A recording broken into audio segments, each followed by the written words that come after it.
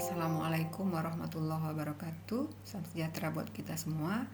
Pada pertemuan kali ini saya akan memasuki materi ketiga, yaitu berjudul subjek, sasaran, dan alat evaluasi. Nah, karena videonya cukup pendek, saya juga tidak akan menyampaikannya terlalu berlama-lama.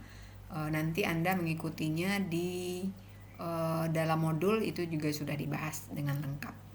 Nah, apa kemampuan akhir yang diharapkan pada perkuliahan hari ini, yaitu mahasiswa mampu memahami secara konseptual, prosedural, dan kaitan keduanya mengenai subjek, sasaran, dan alat evaluasi.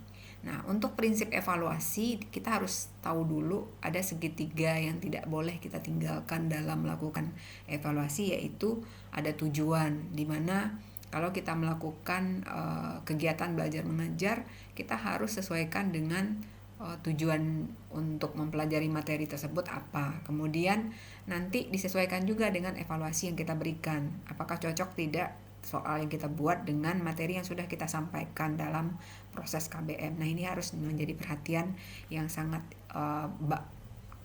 diharuskan kepada setiap guru ataupun instruktur apabila dia melakukan suatu evaluasi. Jadi wajib sesuai dengan tujuan ataupun proses KBM yang sudah diberikan. Oke, sekarang kita lihat alat evaluasi itu kan banyak jenisnya. Nah, dinamakan juga instrumen.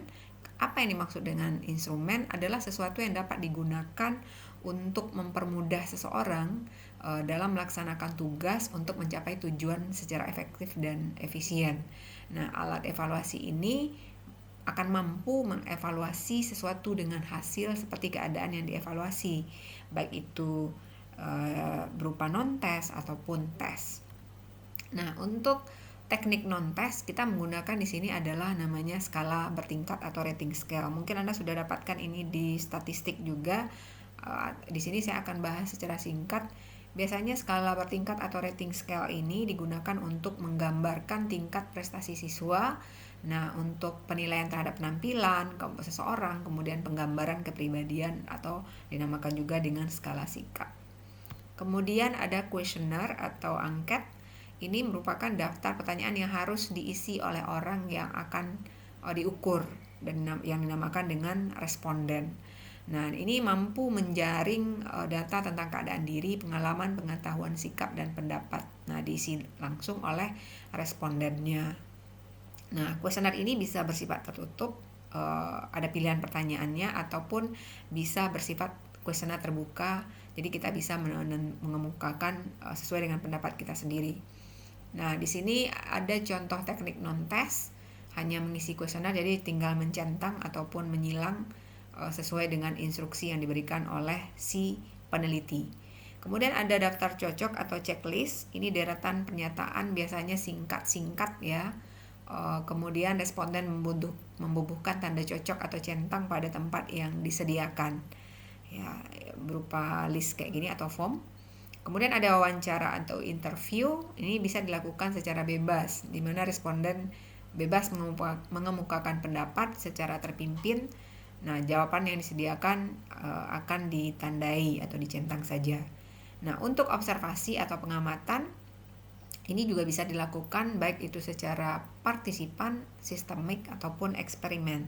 Kalau partisipan dilakukan oleh pengamat, jadi dia ikut serta dalam kegiatan tersebut. Sedangkan untuk observasi sistematik, di mana faktor-faktor yang diamati sudah didaftar secara sistematis dan sudah diatur menurut kategori pengamat yang berada di luar kelompok. Sedangkan observasi eksperimen, ini pengamat tidak berpartisipasi, namun biar lebih objektif sehingga diatur sesuai dengan tujuan evaluasi. Sekarang ada lagi teknik non-tes yang riwayat hidup ya, yang tadi sudah dijelaskan. Kemudian ada teknik tes, bisa disebut dengan pretest yang tadi sudah kita sebutkan juga pada pertemuan sebelumnya, bahwa tes awal ini dilakukan sebelum memulai pengerjaan pokok dari bahasan. Kemudian untuk menjajaki pengetahuan dan kemampuan siswa terhadap materi yang akan diajarkan, sehingga nanti ketahuan sebelum belajar dia dapat tingkat pemahamannya seperti ini, tapi setelah dilakukan pengajaran dan materi yang cocok ternyata lebih gitu ya. Kemudian ada tes diagnostik, tes yang digunakan untuk mengetahui kelemahan siswa. Nah, dilakukan untuk memberikan bantuan belajar yang tepat sasaran. Nah, dilakukan terhadap calon siswa yang akan mulai mengikuti program juga bisa dilakukan. Nah, kemudian ada tes prasyarat. Nah, dilakukan oleh guru untuk mengetahui penguasaan siswa tentang materi prasyarat. Nah, prasyarat adalah materi yang sangat penting dikuasai oleh siswa sebelum mempelajari materi lain. Kemudian ada tes formatif. Ini diberikan setiap akhir program. Manfaatnya adalah untuk mengetahui penguasaan siswa, kemudian untuk reinforcement siswa, kemudian usaha perbaikan melalui umpan balik, kemudian sebagai diagnosis bagian materi yang sulit. Kemudian ada tes sumatif, ini digunakan untuk menentukan nilai akhir biasanya untuk memprediksi juga apakah siswa ini mampu melanjutkan ke program berikutnya atau tidak. Dan pastinya ini digunakan untuk kemajuan belajar siswa. Kemudian kita lihat ada subjek evaluasi, di mana subjek ini merupakan suatu aturan, tugas, ahli ataupun ketentuan yang berlaku. Nah, kemudian kita lihat ada sasarannya, ada input, transformasi, kemudian ada output. Inputnya apa? Ada afektif, kognitif, psikomotor. Kemudian untuk transformasinya apa? Yang bekerja di sini adalah kurikulum, metode yang kita gunakan, sarana pendidikan, kemudian ada sistem administrasi, guru dan lain-lain. Kemudian ada outputnya itu lulusan, seperti apa lulusan yang dihasilkan. Kemudian ada luaran sekolah.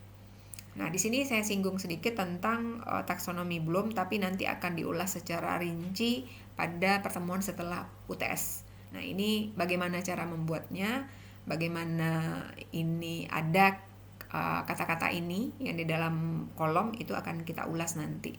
Di sini ada taksonomi Bloom tentang kognitif, ada C1 sampai C6 yang menjadikan yang merupakan kunci untuk membuat soal pilihan ganda ataupun benar salah dan segala macamnya, ya, untuk dijadikan untuk tes hasil belajar atau kognitif. Kemudian ada taksonomi Bloom juga yang dalam ranah afektif, di mana A1 sampai A5 yang menyatakan bahwa afektif ini adalah penilaian sikap, ya, setelah mengikuti pembelajaran kira-kira sikap siswanya seperti apa, apakah mampu menerima, menanggapi, menilai, mengelola ataupun menghayati. Nah, apa aja KKO-nya atau kata kerja operasionalnya juga bisa dilihat di sini.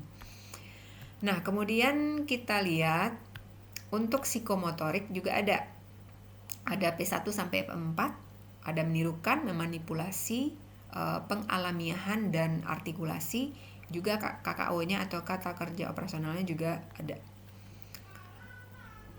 Nah, ini adalah revisi taksonomi Bloom, di mana yang sebelumnya C6-nya adalah evaluasi diganti dengan create yang sudah direvisi bersama Cradwell oleh Bloom. Nah, ini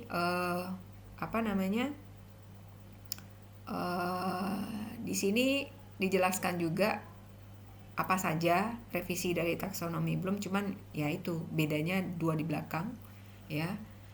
Kemudian bagaimana langkah membuat instrumen evaluasi formatif. Nah, di sini saya akan bacakan ulang. Pilih rumput ilmu diminati. Nah, ini nanti berhubungan dengan tugas juga, ya. Pilih kelas atau level yang Anda buatkan instrumennya, kemudian pilih materi pelajaran yang diamati, cermati tujuan pembelajarannya, tentukan alat tes yang digunakan, apakah mau tes beneran atau non-tes, kan gitu. Kemudian perhitungkan waktu yang tersedia, hitung presentasi, kemudian tentukan jumlah instrumen yang dibuat, tentukan KKO, penilaian kognitif, afektif, psikomotoriknya, kemudian kita harus buat kisi-kisi, kemudian buatlah soal, kunci, dan pedoman penskorannya. Nah, itu kira-kira dari pertemuan ini. Kalau misalkan Anda kurang jelas, saya harapkan Anda membaca modul yang cukup panjang, ada 15 lembar di sana yang sudah diulas bagaimana sasaran alat evaluasi ini dibahas, ya. Atau kalau Anda kurang paham, Anda boleh mencari bahan yang relevan ataupun memiliki salah satu buku panduan yang sudah diperkenalkan di awal. Semoga Anda paham dari pertemuan ini.